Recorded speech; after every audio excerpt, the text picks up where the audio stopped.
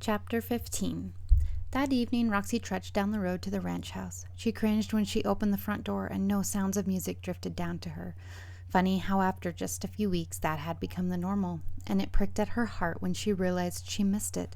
Maybe she had been missing it all this time. Her thoughts went to that picture Tag had created of him playing just for her the rest of his life. Having his music back had reminded her that a piece of her heart had always expected to hear him play every day for the rest of her life. She quickly dismissed those thoughts. Dwelling on them the last day and a half had exhausted her.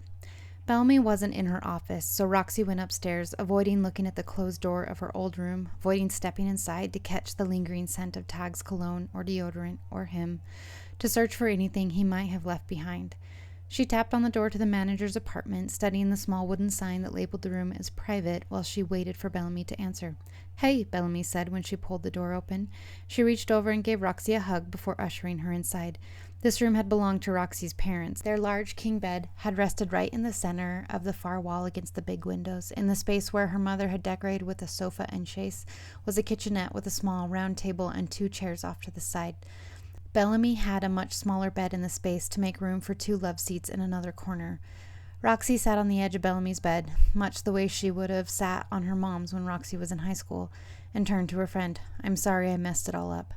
Bellamy scowled for a moment and then waved the words away. "They paid through the end of the month, which is a week longer than we thought they'd stay, to be honest. He originally asked for 3 weeks. Plus, Tag took a picture with me in front of the house before he left and told me to make sure we let people know he'd stayed here. Then he did this." She pulled out her phone to show Roxy a picture taken of the ranch house, with the mountains in the background and the miles of open plains surrounding it. He must have snapped it as they drove away. It was posted to Tag's Instagram feed, praising the peace and quiet he'd enjoyed while finishing up his album. "It will be the best one yet," the caption promised.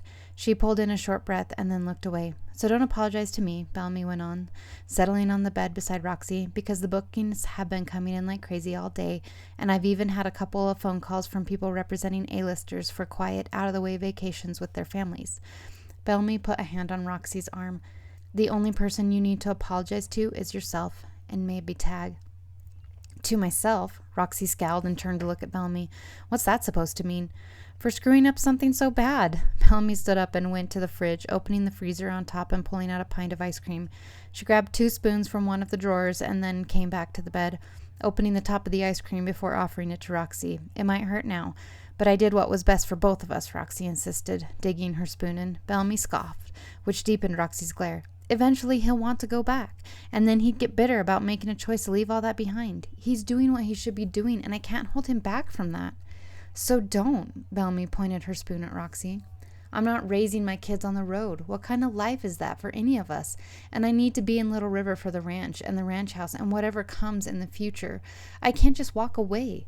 Roxy flung out her hands in protest and nearly dropped a spoonful of ice cream onto the hardwood floor. She swung it back to her mouth just in time. "So don't," Bellamy repeated. It was Roxy's turn to scoff. "You're not making any sense. We can't have both. That's what's kept us apart this whole time." "That was actually your stubbornness," Bellamy said. "Do you think I'm good at my job?" Roxy blinked at the sudden change of topic. "You're fabulous at your job." "So why do you think you have to be here 24/7 so things don't fall apart?"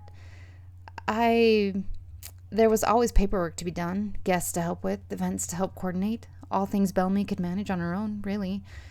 "You can be here, and you can spend some time away, and this place will still be running, cross my heart, so you can quit ignoring the fact that Tag Turner has been serious about loving you since he was 16. Roxy shoved the ice cream back at her friend. "This is tainted, isn't it? You shared it with Tag last night, it sounds like, and had the same heart-to-heart." Bellamy had the nerve to laugh. "Something like it, though I was probably a little more sympathetic." Roxy gasped in indignation. "You're on his side." "Rox, your side is indefensible," Bellamy said, earning another gasp. "You've been afraid all this time of what loving him meant, what it meant giving up for you, so you insist that he's the one leaving. Not falling for his charm just because he wants to ride into town and make these grand gestures is not illogical. Wanting my quiet life here on the ranch instead of some crazy traveling circus is also not illogical. Why can't he just accept that something will always be missing for us? Him missing the road, me missing home. Why set ourselves up for all that heartache?" Bellamy sighed and stood up to put the ice cream on the table. "Tag said something to me last night, something I don't know if he got the chance to tell you. He said it wouldn't really matter what else he accomplished in life if he didn't have you. It made me think that he gets it. And you don't. What family are you going to raise without him, Rox? She asked. Well, it might take some time getting over Tag once and for all, but I'm sure I can find someone, she snapped. She might have had something really good with Nash if Tag hadn't swept in and ruined it. Next time she'd be sensible and stay away when he rolled back into town for peace and quiet. Not that he ever would again. She shoved away the jolt of pain that seared through her at that thought, instead stalking toward the door, angry that her friend had been turned by Tag into believing the fairy tale he kept spouting. Wait 1 second, Bellamy said, making Roxy turn to her before she flung open the door. Is all this worth it? Is it worth losing him? Roxy took a deep breath, tears already starting. She kept insisting she could see the end, that she was saving them from the pain, but in the past couple of days, the misery she knew would come later had been blurred by the misery right now. I don't know, she whispered. Bellamy came over to the door and took Roxy's hand. One more thing, she said, gripping her friend. Just because he says it in a song, don't ever doubt that that man loves you.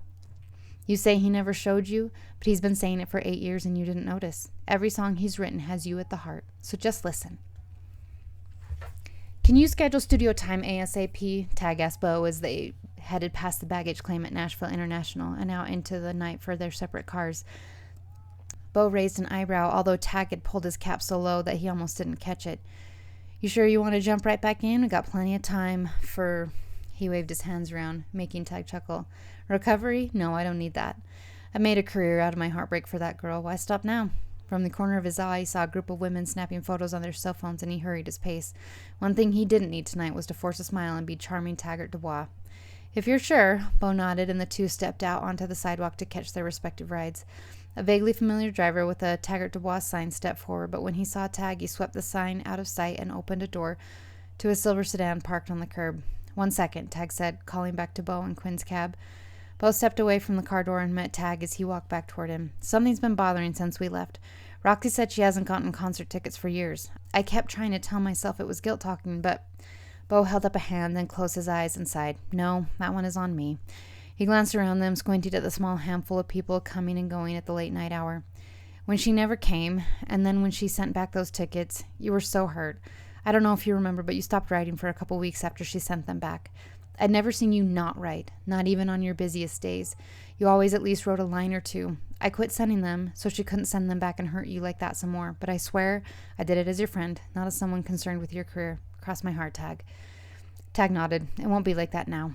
He gave Bo a clap on the shoulder, reassuring him that he was forgiven. Tag didn't blame him.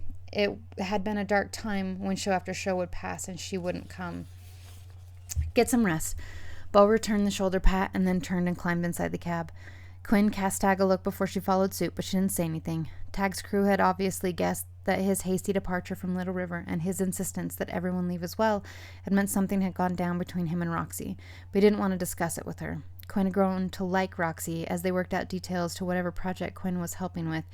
He couldn't bear to hear it if Quinn took Roxy's pragmatic view of things, that they'd been doomed all along, rather than see how Roxy had been the one to doom them. When Tag settled into the back of the sedan, he slumped in the seat. He hadn't been able to sleep on any of the flights back to Nashville, and it evaded him now, too, even though exhaustion wrapped around him. He kept picturing the anger in Roxy's expression, the pinch of her lips and the wrinkle between her eyebrows when she'd pulled away from him after their kiss. Only seconds before, her immediate response to that kiss had sent hope winging through him for the first time in a while. The way she'd gripped him had made him believe, for a few precious moments, that he'd done the right thing in giving everything up for her. Never mind how he'd been seconds away from scooping her into his arms and carrying her inside. For him, that kiss had made the earth move, made him picture exactly what he'd sang to her, spending evenings sitting on that swing with her, watching their kids play in the yard, driving around to the far reaches of the ranch with a little boy in a matching baseball cap, taking his little girl on a picnic, convincing Roxy that a moonlight horseback ride along the creek would be romantic. He had never once pictured that she would snatch it all back before the thoughts could even fully form. He'd spent the better part of loving Roxy Adams figuring out how to get over Roxy Adams, so it couldn't be too hard to get her out of his heart once and for all, could it? It was the only thing he could be certain of right now, that he was done trying to win her heart and prove his love. That had sparked a fear in him that he'd been too distracted so far to really ponder on. Once he'd worked through the heartache, the anger, the frustration, once he'd peddled the last of the songs he could squeeze out of that hopeless relationship, what would be left for him to sing? One didn't just find a muse by heading down to the grocery store, which left him in a pickle. He could save himself from the pain of loving her anymore, but that meant making sure no piece of her remained, and that meant firebombing his career. He sighed. It couldn't be that bad. He had been angry and hurt and sad enough when she'd returned those tickets that the words seemed to flee. Eventually all that would go away and he'd find something new to write about. He was probably due an album with more songs about trucks and farms and all those other things except for love. He was making things feel hopeless right now in his mind because everything felt hopeless. He hummed a few bars to himself, bringing a smile that at least the last 2 days had sparked something new, until he realized he was humming the song he'd sang for her on her porch swing. He bit off a groan.